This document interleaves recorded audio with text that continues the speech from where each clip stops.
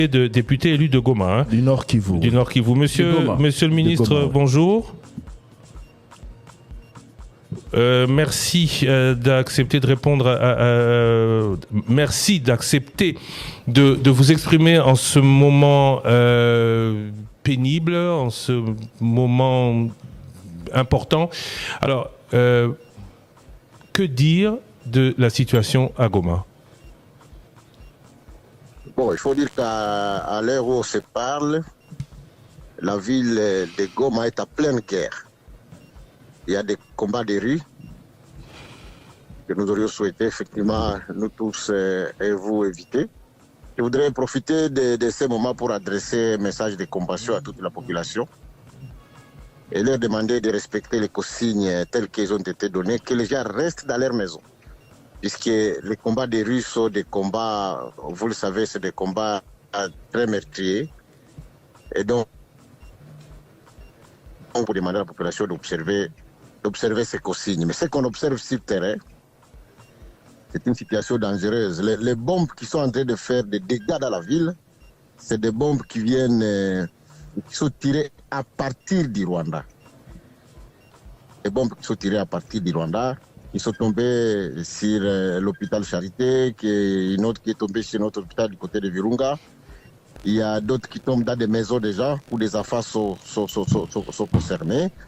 Et bien évidemment, on voudrait bien dire que ce matin, en dehors des 2 colonnes de Rwandais qui sont venus du côté de Nyiragongo, tous les autres militaires qui sont entrés dans la ville sont venus directement par les frontières du Rwanda. Ils sont venus directement par les frontières du Rwanda. Mais jusque-là, on a des unités de FARDC qui ont pris le courage d'en découdre avec les Rwandais à pleine ville. Et comme vous savez, les combats à pleine ville, c'est des combats très meurtriers. C'est pour cela, effectivement, qu'on demande le soutien de tous les peuples congolais par leurs prières, effectivement, pour les commandos qui sont en train de se battre à ce moment dans la ville. Monsieur le ministre, merci de te rappeler que aux Alipes député national élu à Goma, Monsieur Moïndo Nzangi. Donc, message au Nyos Yamabe, au Nyos ministre Mouya Yalobeli na communiqué na ya manipulation à Monguna que tonabiso bakimi et tout ça, ezali lokuta bitumba ezali effectivement na kati ya Goma. Oui, il y a la guerre à l'intérieur de la ville, dans la Katia ville, à l'intérieur de la ville.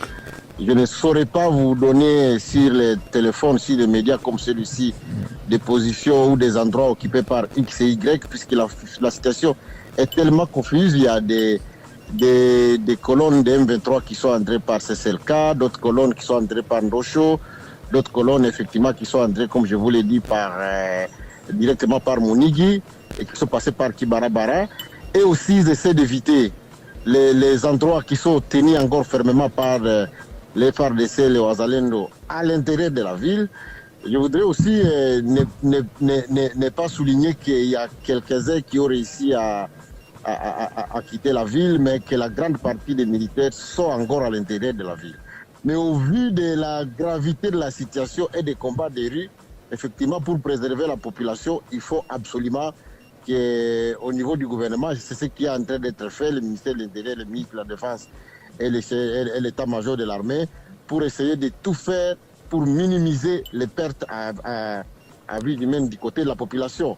Et la détermination de l'armée est telle que si la communauté internationale n'intervient pas maintenant pour demander au Rwanda d'arrêter d'harceler l'armée qui est dans la ville, je crois qu'on va assister à des situations. Vous savez comment la population de Goma a soutenu pendant trop longtemps l'armée.